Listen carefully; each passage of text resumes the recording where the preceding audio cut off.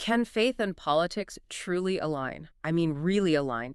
And if they can, which political path is the right one for someone guided by Christian principles? These are huge questions.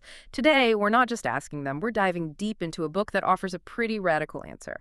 And just so you are experiencing a unique two-host AI conversation. It's powered by Google's NotebookLM, and it's designed to give you a deeper, more dynamic book critique. Helps cut through the noise, you know? That's absolutely right. We believe some books really do need to be challenged, and our mission here is to give you a comprehensive critique. We'll be using a step-by-step critical thinking framework. It helps us map claims, directly to the evidence presented. Think of it like a toolkit for analyzing arguments.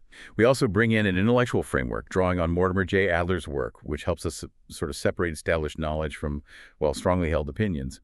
And we also use the Golden Rule and the U.S. Preamble as ethical benchmarks. To spot potential imbalances or oversights. Then we'll wrap it all up with a logical analysis and aim for a balanced conclusion. Okay, sounds thorough. The book we're tackling today is Phil Christman's Why Christians Should Be Leftists. Christman, he's a lecturer at the University of Michigan, right? Yes, that's him. And this book has definitely stirred up some conversation. His core thesis is, well, it's clear and it's certainly provocative. He argues that Christian faith finds its natural political home on the left. He insists these values align best with Jesus' message and example, focusing relentlessly on uplifting the vulnerable and reforming systems he sees as unjust.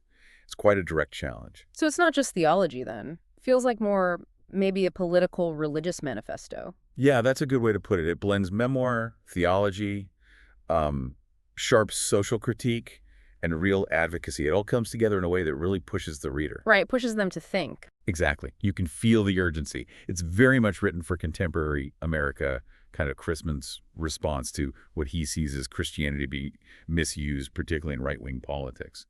His big goal seems to be sparking a reimagining of Christian political life, steering it towards social democracy and, well, justice. He's aiming for a major shift. Okay, so let's unpack this. Christman builds his case on some key claims.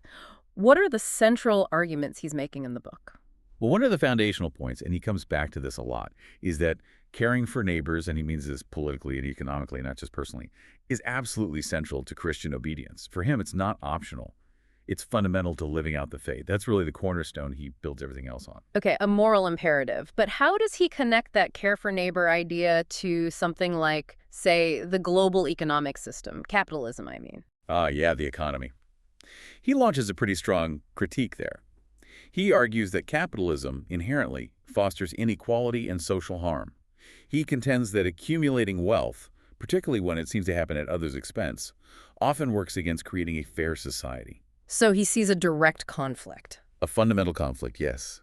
He views the system's design as potentially undermining that command to love your neighbor.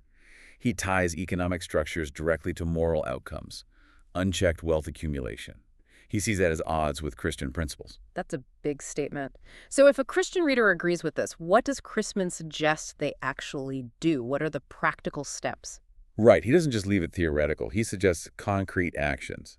Things like aspiring to union membership, seeing that as collective solidarity, engaging in charitable giving, but, with an eye on changing systems, not just quick fixes.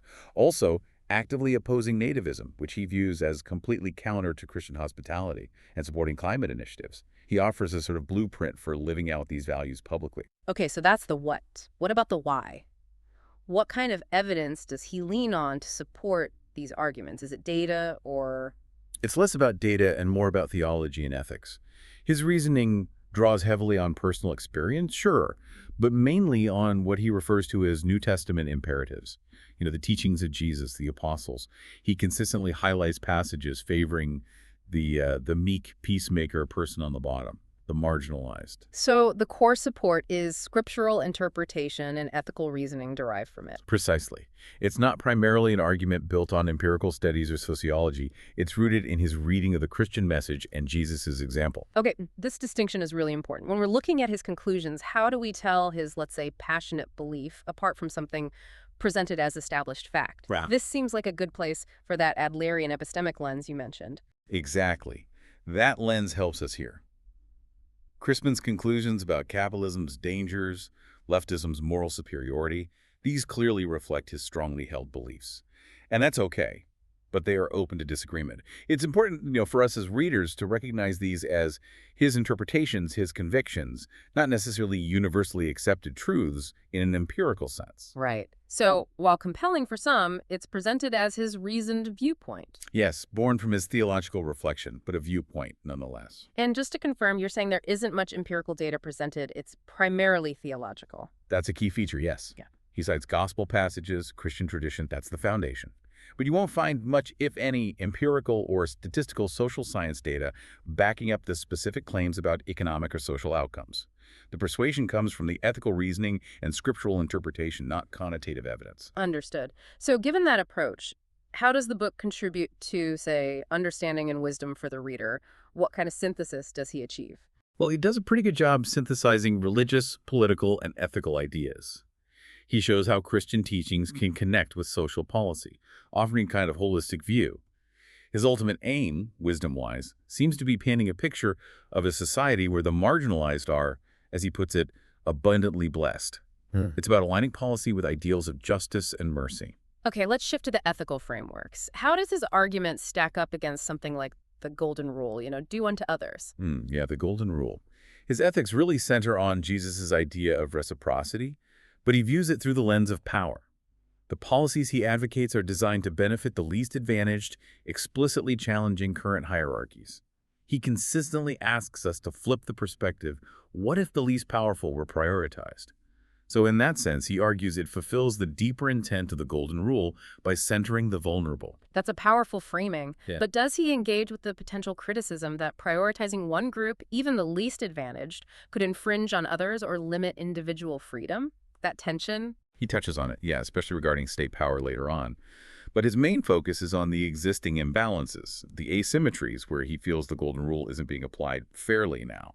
So while he might acknowledge the balancing act, his priority is clearly on fixing what he sees as current injustices first. Got it. Now, let's bring it closer to home. Maybe think about the U.S. Preamble. How does Christman's vision fit with ideas like forming a more perfect union or establishing justice? Well, he argues his approach could actually heal divisions by refocusing Christian engagement on justice and cohesion instead of, partisan battles or culture wars. He thinks it could lead to a more perfect union. And regarding justice, he presents leftist policies specifically as tools to correct unfair distributions, wealth, rights, opportunities. He sees that as essential for establishing real justice. Interesting. What about ensuring domestic tranquility and providing for the common defense or promoting the general welfare and securing liberty? He connects progressive reform directly to peace and security. His vision isn't about military might for defense, but addressing the root causes of unrest to ensure tranquility. The goal is definitely expanding general welfare, but he does acknowledge the need to do so without sacrificing liberty. That requires vigilance against state overreach, a common tension, as you know, in leftist thought that he does mention. Okay, this is a good moment to remind everyone listening. This deep dive is about giving you useful insights. If you want more critical analysis, summaries, or reflections like this, check out Mindful Moments on our YouTube channel. We offer AI book analysis, critiques, podcasts, great stuff to nourish your mind. All right, let's get into the logic of the book itself. What are its strengths as a structured argument?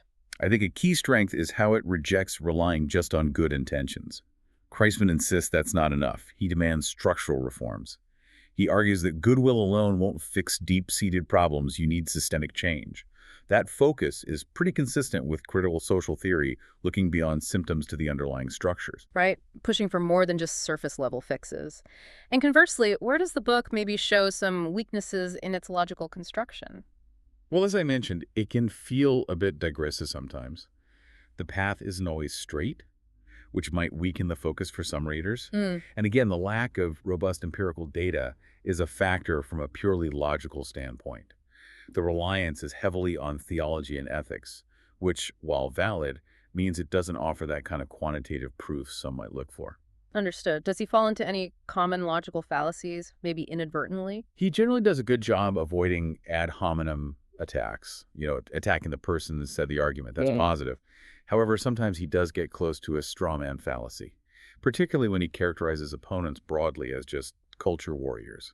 That can oversimplify complex opposing views, making them easier to dismiss. Yeah, that can happen.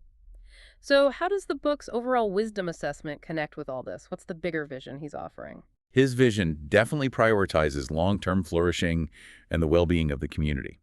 It echoes classical and religious ideas about what makes a good society. Hmm. He really pushes readers to think about the actual lived consequences of policies for real people. It's kind of practical wisdom focused on human well-being and building a more compassionate world.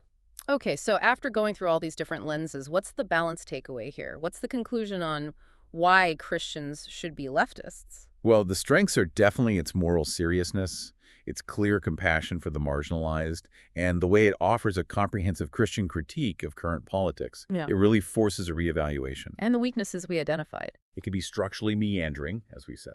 It lacks that quantitative depth in its arguments. And for some readers, it might seem to conflate broad Christian ethics too tightly with specific leftist political dogma, which could limit its appeal. And really, this leads to a big unresolved question for you, the listener. Which specific form of leftism, if any, aligns best with Christianity? And how could that realistically be achieved today? Christman's book, even with the critiques we've applied using our framework, stands as a serious, ethically driven call for Christians to rethink social allegiances towards justice, mercy, and reform.